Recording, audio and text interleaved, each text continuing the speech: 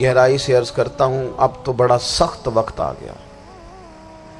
اب چونکہ اب تو کیمرے کی آنکھ آئی ہے تو وہ زخمی بچے دیکھے نہیں جاتے، وہ تڑپتی مائیں دیکھی نہیں جاتی، وہ سسکتی اور آواز دیتی بیٹیاں سنی نہیں جاتی۔ وہ آوازیں ایسی ہیں جیسے وہ رات کے سناٹوں میں چیخیں بن کے لوگوں کو جگایا کریں گی۔ خدا را، کچھ جرم ایسے ہوتے ہیں جن کی سزائیں بڑی سخت ہوتی ہیں، جن کی معافی بڑی مشکل سے ہوتی ہے۔ اپنے اندر جذبہ ایمانی پیدا کریں۔ وہ میرے دوستو، بستر پر بھی تو لوگ ماری جایا کرتے ہیں نا۔ اپنی زندگی رسول اللہ صلی اللہ علیہ وسلم کے دین کے نام کرو۔ جذبہ جہاد، شوق شہادت اور عشق رسول، یہ عناصر ہیں جو امت مسلمہ کو پیروں پر کھڑا کریں۔ 2 منٹ کے لیے سوچو، امت اگر اسی طرح کٹتی رہی، پریشان رہی، دکھتی رہی اور باری باری کر کے، اقبال نے کیا کہا تھا؟ اس نے کہا تھا وطنوں میں، انہوں نے کہا تھا کہ ان تازہ خداؤں میں بڑا سب سے وطن ہے، جو پیرہن اس کا ہے وہ مذہب کا کفن ہے۔ عزیز دوستو، جن لوگوں کی منزل ہوتی ہے نا، جو لوگ طے کر لیتے ہیں ہم نے کہیں پہنچنا ہے، تو پھر سفر جب کرتے ہیں نا، ہم طے کرتے ہیں کہ آج مجھے فیصل آباد، لاہور کسی جگہ جانا ہے، تو پھر رستے میں یہ تھوڑی دیکھا جاتا ہے کہ سپیڈ بریکر کتنے آئے، یہ تھوڑی دیکھیں گے کہ راہ کے اندر چنگچی رکشے، گاڑیاں اور باقی چیزیں کتنی آئیں۔ سفر کا تعین کریں اور سفر شروع کرتے رہیں۔ بس میلاد کی محافل میں اور خوبصورت جگہوں میں کوئی تلخی والا بعض اوقات کام ہو بھی جائے تو تلخ ہونا نہیں، لینا مزہ ہی ہے۔ سمجھ میں آئی بات؟ اللہ تعالیٰ آپ کو خوش رکھے، اس کا بھی لطف ہی حاصل کرنا ہے اللہ کے فضل سے۔ دنیا میں پریشان وہ بندہ ہوتا ہے جو ذہنی طور پر، نفسیاتی طور پر الجھ جاتا ہے۔ آپ نے الجھنا نہیں، محبت سے بیٹھنا ہے۔ چند ایک باتیں عرض کرنی ہیں، اس بات میں کوئی شک نہیں، ایکو ذرا کم کر دینی، اس میں کوئی شک نہیں کہ ایمان نام ہے حضور کی محبت کا۔ محبت مصطفیٰ کریم صلی اللہ تعالی علیہ وسلم ایمان کی جان ہے، اور یہ دین اسلام کا بہت بڑا انعام ہے کہ وہ کہتا ہے کہ حضور سے پیار کرو۔ اس لیے کہ جب نبی پاک سے محبت ہو جاتی ہے تو زندگی ویسے ہی آسان ہو جاتی ہے۔ اے عشق تیرے صدقے، جلنے سے چھٹے سستے، جو آگ بجھا دے گی اب وہ آگ لگائی ہے۔ کیا ہوتا ہے کہ انسان کے لیے زندگی آسان ہو جاتی ہے۔ میں نے عرض کیا تھا کہ پتہ ہی نہیں چلتا کمانڈر ان چیف کون ہے۔ اللہ آپ کو سلامت، ٹھیک ہو گیا جی، اب آنے دیں دوستوں کو، بیٹھ جائیں جی، آپ لوگ آگے نہ ہو، پیارے بیٹے بیٹھ جاؤ جہاں جگہ نہیں، آپ اس طرح بھاگے دوڑے تو نانا، محفل میں آئیں، اس کا ادب کا خیال کریں، آپ تشریف رکھیں، بس بیٹھ جائیں جہاں جگہ مل رہی ہے۔ جو دوڑ کے آ رہے ہیں یہ اطمینان سے آئیں گے تو باوقار لگیں گے۔ اللہ آپ کو سلامت رکھے، برکت دے، ماشاءاللہ، اللہ تعالیٰ آپ کو برکات دے۔ اوہو، یہ اتنا مجمع کنٹرول نہیں ہوتا، کوئی بات نہیں، وہ NG ہوتا ہے ہر روز تھا۔ نعرہ تکبیر، نعرہ تکبیر، نعرہ رسالت، نعرہ بس جی بیٹھ جائیں، رسالت۔ اب تشریف رکھ، جلدی سے بیٹھ جائیں جی، آپ جو کھڑے ہیں یہ غلط کر رہے ہیں، 1 سیکنڈ سے پہلے بیٹھ جائیں، فٹافٹ فٹافٹ، فیصلہ کرنے میں اتنی دیر؟ لو جی ماشاءاللہ ٹھیک ہو گیا۔ اب آپ توجہ، بولے نہیں جی، اب بولنا سوء ادب ہے، بولے نہیں، بڑی مہربانی، اطمینان سے بات سنیں۔ نبی پاک علیہ السلام کی جو محبت ہے نا، وہ انسان کے لیے زندگی کو آسان کر دیتی ہے۔ حضور سے پیار ہوتا ہے نا تو بندہ نفرت کرنی ویسے ہی چھوڑ دیتا ہے۔ حضور سے پیار کرتا ہے، ہرس، ہوس، لالچ ویسے ہی نکل جاتا ہے۔ جب حضور سے محبت ہو جاتی ہے، نماز پڑھنا، درگزر کرنا، درود شریف پڑھنا، قرآن پاک پڑھنا، دین کی خدمت کرنا، حتیٰ کہ جان دینا بھی آسان ہو جاتا ہے۔ نبی پاک علیہ السلام کی محبت انسان کو کبھی بھی ہیں ان تقاضوں کو سمجھنا پڑے گا۔ تازہ دم رکھتا ہے حضور کا پیار۔ شرط یہ ہے کہ محبت صحیح ہو، اصلی ہو، باطن میں ہو. یہ آپ کو آپ کے ذہن کے اندر کبھی بھی کسی بدبو کو نہیں آنے دے گی، طبیعت کو تازہ دم رکھے گی، سکون میں رہے گی. لیکن نبی پاک علیہ السلام کی محبت کے کچھ تقاضے ہیں، ان تقاضوں کو سمجھنا پڑے گا. بالخصوص امت اس وقت جس جگہ پہ کھڑی ہے، آپ دیکھیں کہ اتنی بربریت اور اس جیتے جاگتے دیکھتے ماحول میں کہ جس میں ہر چیز کیمرے کی آنکھ دیکھ رہی ہے، اس میں اس قدر زیادہ اسرائیل کی جارحیت، اس کے جواب میں 2-3 تازیانے ہیں جو سمجھنے والے. ایک ہے کہ میں کوئی جذباتی بات کروں گا، آپ اس کی تائید کر دیں گے. ایک ہے کہ پہلوؤں پر غور کرنے کا وقت ہے کہ اتنے کٹھن ماحول میں بھی اگر مسلم امہ کے لیڈر بیدار نہیں ہو رہے تو آپ کو پس منظر سمجھنا پڑے گا کہ ہم نے نبی پاک کی محبت کے تقاضوں کو نہیں سمجھا. حضور سے محبت ہے نا، تو پھر نبی پاک کو تو سادہ طرز زندگی پسند ہے، حضور کو تو پسند نہیں ہے.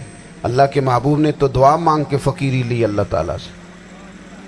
آپ کو پتہ ہے جب بندہ بہت زیادہ آسانیوں میں چلا جاتا ہے، بہت زیادہ اس کے پاس سہولیات ہو جاتی ہے، اس کا مرنے کو دل نہیں کرتا. خود نبی پاک علیہ السلام نے فرمایا قیامت کے قریب کافر تم پر جھپٹیں گے جس طرح بھوکے لوگ کھانے پر جھپٹتے ہیں. حضور کیوں، ہم تھوڑے ہوں گے؟ فرمایا نہیں، تمہیں دنیا سے محبت ہو جائے گی اور موت تمہیں بری لگے گی. اتنے بڑے بڑے بنگلے، عالی شان محلات، کس کا چھوڑ کے مرنے کو جی چاہتا ہے معاذ اللہ. نبی پاک کی محبت کا تقاضا سمجھو. ایسا نہیں کہ وہاں دولت آئی نہیں. حضور تو فرماتے ہیں کہ اللہ نے خزانوں کی کنجیاں میرے ہاتھ میں رکھ دی ہیں، لیکن میں نے عرض کیا مالک ایک وقت روٹی دینا اور ایک وقت کا فاقہ دینا.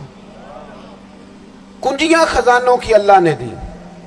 جب تک آپ اپنا طرز زندگی، یہ جو بہت دنیا کا پیار ہے نا، بہت زیادہ مرنے کی ہرس، یہ بہت زیادہ جینے کی ہرس، تو اللہ تعالیٰ نے قرآن پاک میں یہودیوں کا طریقہ بیان کیا کہ وہ کبھی مرنے کی تمنا نہیں کریں گے کیونکہ جینے کی ہرس رکھتے ہیں. نبی پاک علیہ السلام کے غلاموں، طرز زندگی جب تک سادہ نہیں ہوتا اور جب تک یہ دنیا کے جھمیلوں سے کسی کو دولت دے کر پیچھے کر دیا جاتا ہے، کسی کو عہدہ دے کر چپ کرا دیا جاتا ہے، کسی کو اقتدار دے کر چپ کرا دیا جاتا ہے.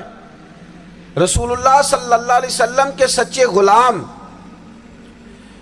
انہیں ایک بات کی سمجھ آ گئی تھی کہ ہمیں ہمارے رب نے کہا ہے قل ان کنتم تحبون اللہ فاتبعونی یحببکم اللہ. اے محبوب آپ ان سے فرما دیں اگر رب سے محبت کرنا چاہتے ہیں تو آپ کی پیروی کریں، اللہ خود ان سے محبت فرمائے گا. جب رب بھی ان کا ہو جائے گا، جب رب بھی ان کا کی محمد سے وفاتوں نے تو ہم، یہ جہاں چیز ہے کیا، یہ لوح و قلم تیرے ہیں، اس کا کیا مطلب ہوا؟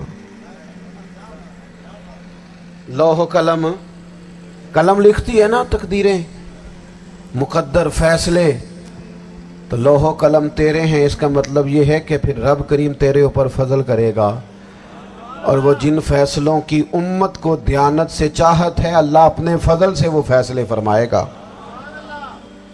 جب تک زندگی حضور کی غلامی کی طرف نہیں جاتی وہ اللہ تعالیٰ کی تائید نہیں پاتی.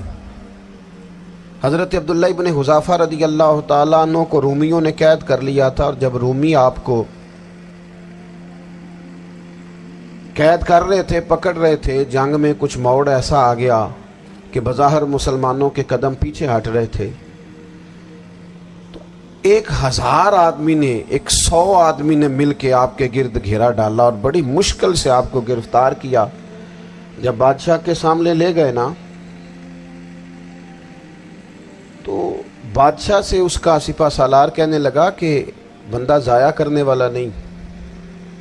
یہ بات سمجھیں آپ، ہماری طبیعت کے مطابق جو بندہ پورا نہیں اترتا ہم ضائع کر دیتے ہیں. حالانکہ اگر آپ کو مخالف صف میں بندہ کام کا نظر آئے تو آپ غور فرمائیں کہ یہ ہمارے قافلہ محبت میں کیسے شامل ہو سکتا ہے. اس کے لیے جد و جہد کریں تاکہ اس سے کام لیا جا سکے. اس نے کہا روم کے بادشاہ نے, بندہ ضائع کرنے والا نہیں, وزیر نے کہا بادشاہ سے, اس نے کہا کیا کریں, کچھ ایسا کریں کہ یہ معاذ اللہ ہمارے دین میں آ جائے. اور قرآن مجید نے واضح کہہ دیا ہے کہ یہودی اور عیسائی تم سے راضی نہیں ہو سکتے حتی تتبع ملتہم, جب تک کہ تم ان کے دین کی پیروی نہ کرو. ان کو کسی طریقے سے معاذ اللہ عیسائی بنایا جائے. تو بادشاہ کہنے لگا 2-3 چیزیں ہیں جس سے کوئی بندہ بھی خریدا جا سکتا ہے, کر لیتے ہیں بات. اس نے سب سے پہلے حضرت عبداللہ ابن حذافہ سے کہا کہ جتنے پیسے آپ کہیں گے آپ کو ملیں گے, آپ اس دین میں آ جائیں معاذ اللہ. تو حضرت عبداللہ ابن حذافہ نا, کچھ لوگ بڑے سیانے ہوتے ہیں, بردبار ہوتے ہیں, بعض باتوں پر غصہ نہیں کرتے, ہنستے ہیں. حضرت عبداللہ ابن حذافہ ہنس پڑے, فرمانے لگے تجھے کس نے بادشاہ بنایا, تو بڑا بیوقوف آدمی ہے.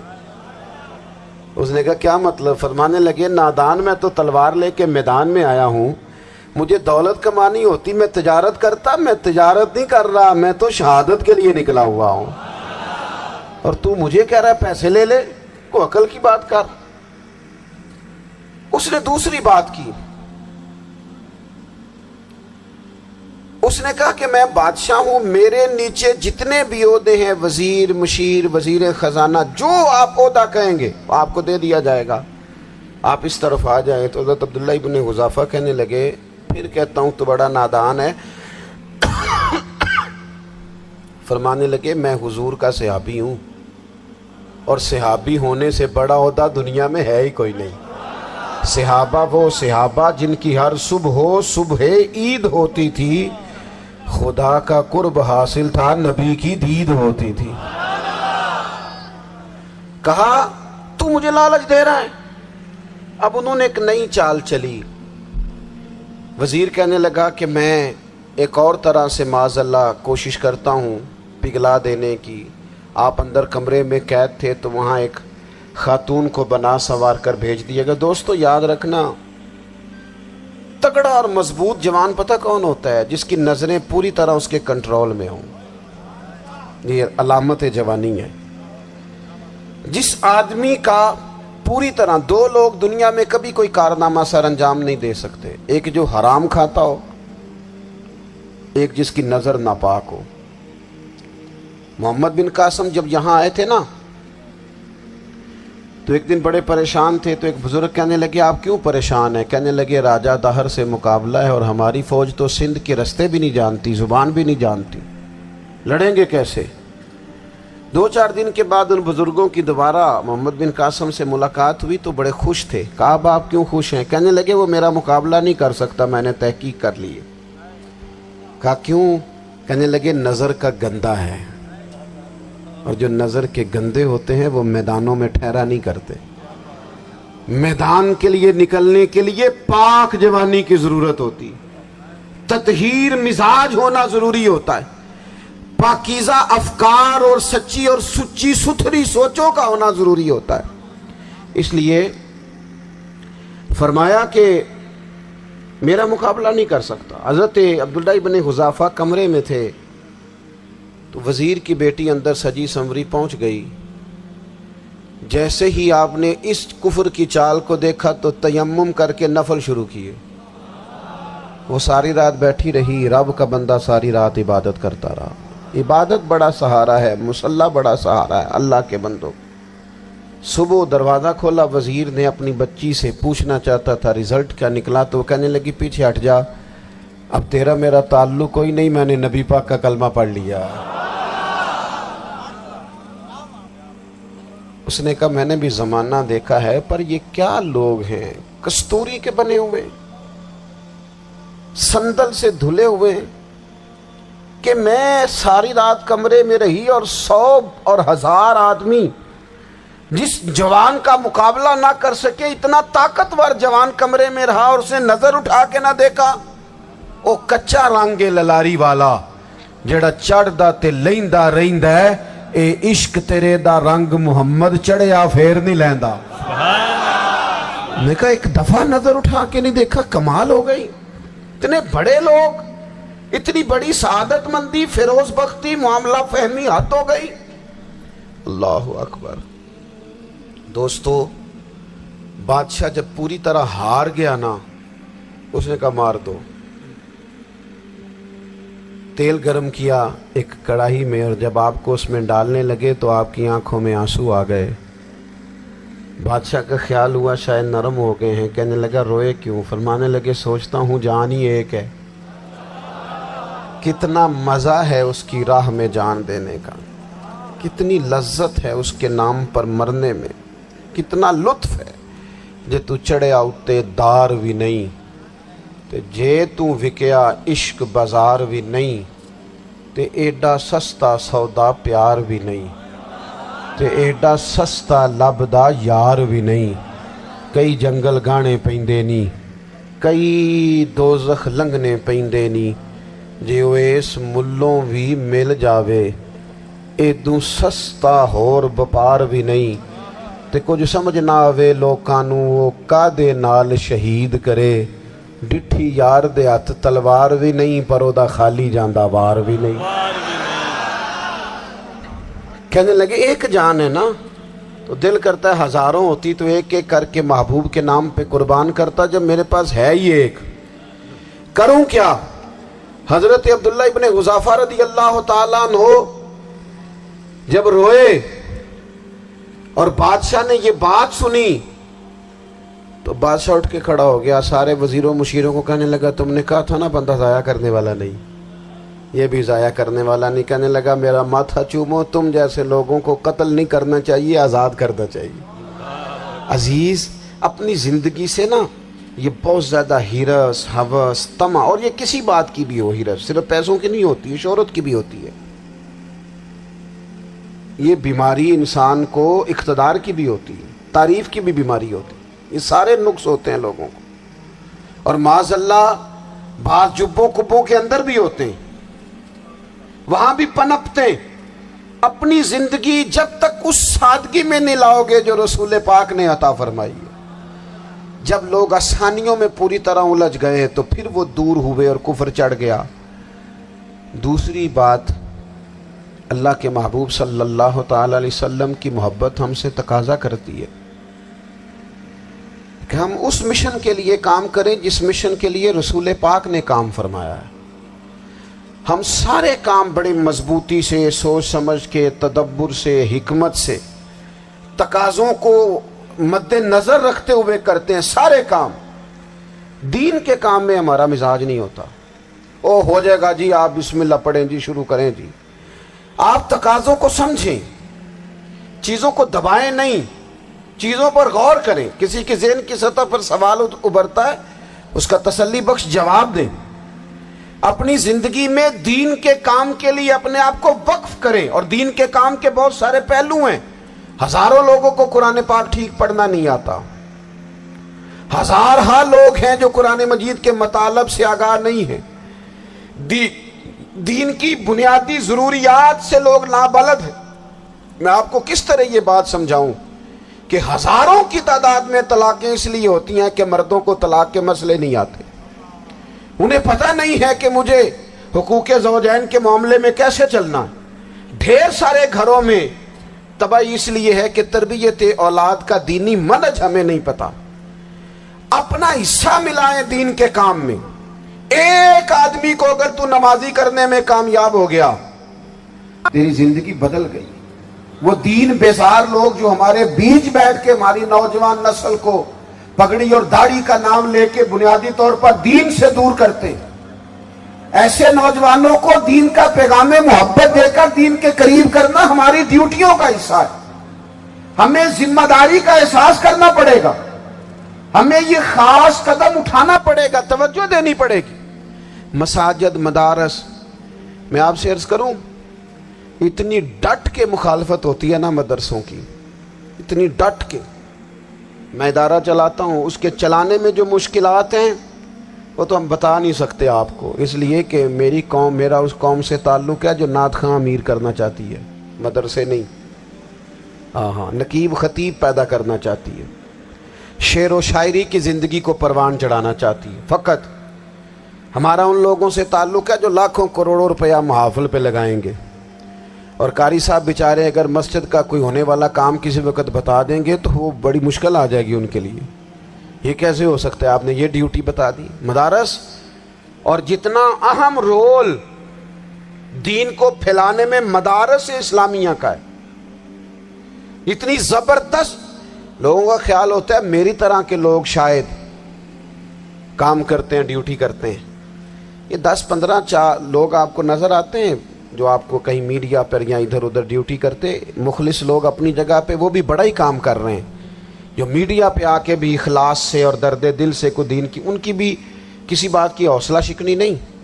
لیکن ہزارہا اساتذہ جو مدارس میں بیٹھ کے پڑھاتے ہیں، جنہوں نے وہ سارے لوگ تیار، آپ سمجھ نہیں سکتے کتنا بڑا کام.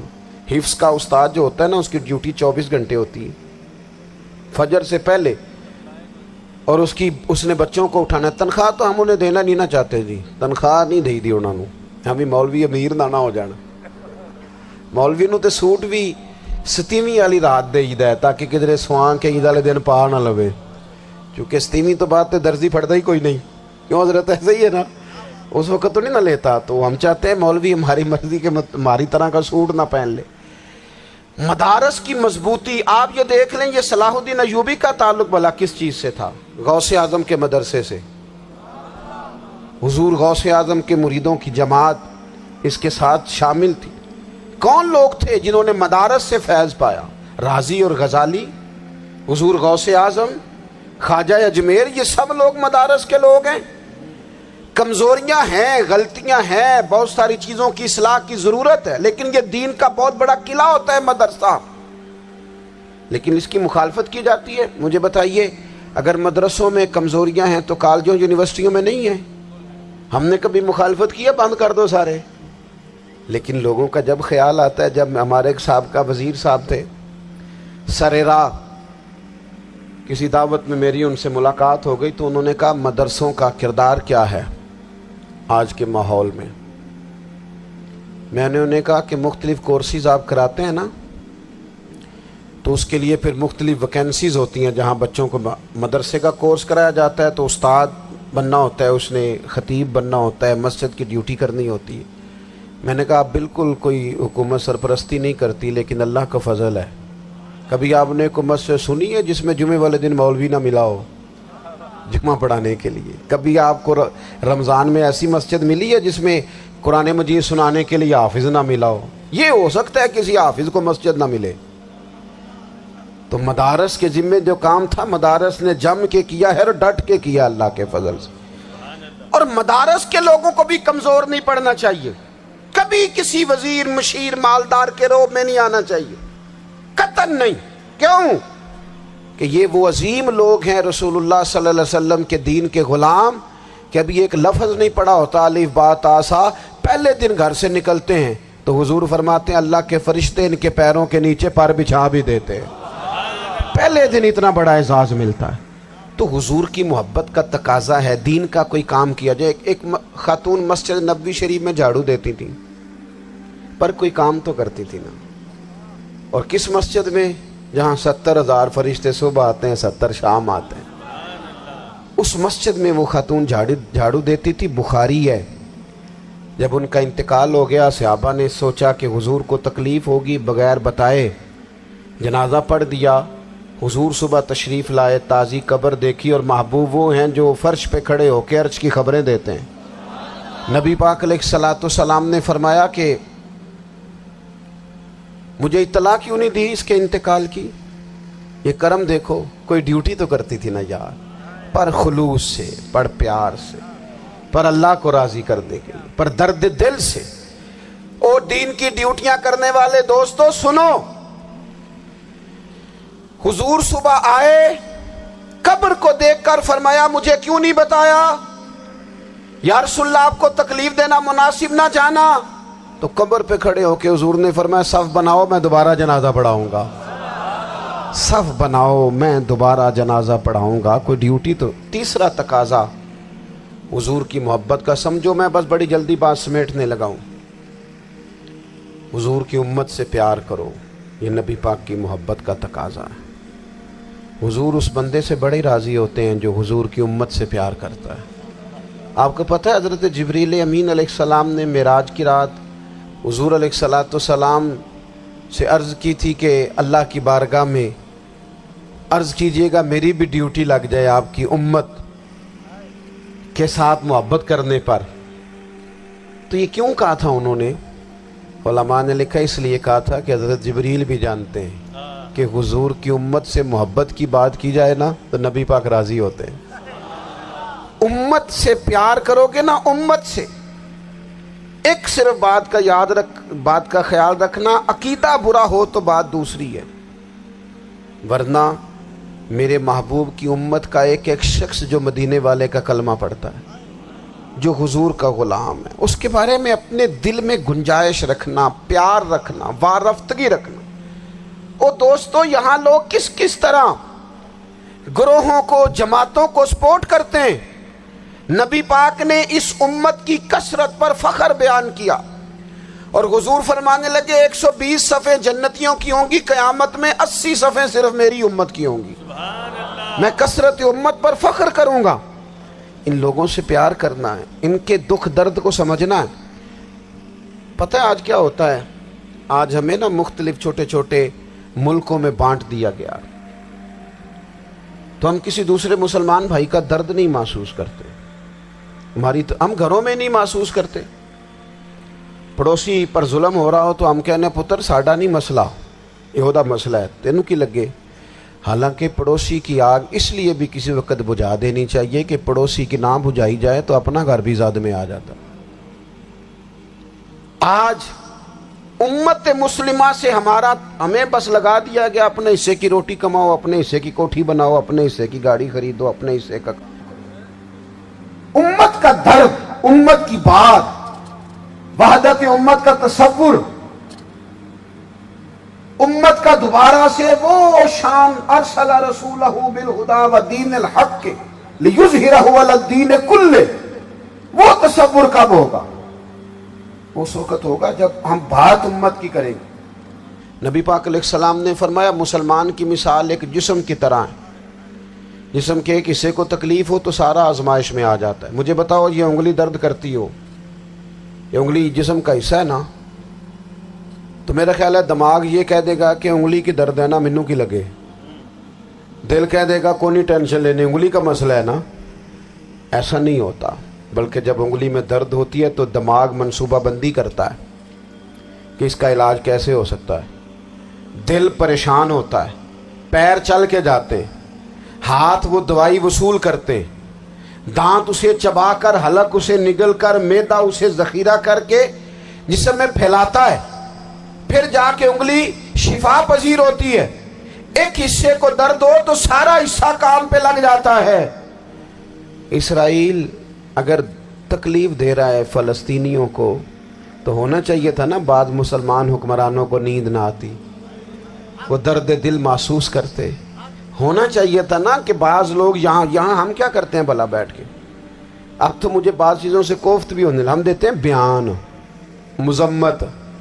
आपके बयान देने से क्या होगा? फलाने ने भी बयान दे दिया, फलाने ने भी क्लिप दे दिया, ये क्या कर रहे हैं? ये तो आप जिंदा रहना चाहते हैं। वो जिस तरह आजकल हमारे यहाँ बहुत सारी चूँकि जमातें हैं, तो कश्मीर डे आता है ना, तो मिल के रैली नहीं निकाली जा सकती, सवाल नहीं पैदा होता, क्योंकि हमें जमातों को ज़िंदा रखना है। इस जमात की खबर अलग लगनी चाहिए, इस जमात की खबर अलग, तो ऐसे कोई इनकलाब आएगा। याद रखना, उम्मत को पूरी को एक ताकतवर आवाज बनना पड़ेगा। हमें थोड़ा थोड़ा ऊपर उठ के सोचना पड़ेगा। खुदारा अल्लाह ताला मुझे माफ़ करे अगर कोई बात मैं सती कर रहा हूँ, दिल की गहराई से अर्ज़ करता हूँ, अब तो बड़ा सख्त वक्त आ गया। अब चूँकि अब तो कैमरे की आंख आई है तो वो ज़ख्मी बच्चे देखे नहीं जाते, वो तड़पती माएँ देखी नहीं जाती, वो सिसकती और आवाज़ देती बेटियाँ सुनी नहीं जाती। वो आवाज़ें ऐसी हैं जैसे वो रात के सन्नाटों में चीखें बन के लोगों को जगाया करेंगी। खुदारा कुछ जुर्म ऐसे होते हैं جن کی سزائیں بڑی سخت ہوتی ہیں، جن کی معافی بڑی مشکل سے ہوتی ہے، اپنے اندر جذبہ ایمانی پیدا کریں۔ اور میرے دوستو، بستر پر بھی تو لوگ ماری جایا کرتے ہیں نا۔ اپنی زندگی رسول اللہ صلی اللہ علیہ وسلم کے دین کے نام کرو، جذبہ جہاد، شوق شہادت اور عشق رسول، یہ عناصر ہیں جو امت مسلمہ کو پیروں پر کھڑا کریں۔ 2 منٹ کے لیے سوچو، امت اگر اسی طرح کٹتی رہی، پریشان رہی، دکھتی رہی، اور باری باری کر کے، اقبال نے کیا کہا تھا؟ اس نے کہا تھا وطنوں میں، انہوں نے کہا تھا کہ ان تازہ خداؤں میں بڑا سب سے وطن ہے، جو پیرہن اس کا ہے وہ مذہب کا کفن ہے۔ تو اقبال ہم کیا کریں؟ کہنے لگے بازو تیرا توحید کی قوت سے قوی ہے، اسلام تیرا دیس ہے، کیونکہ تو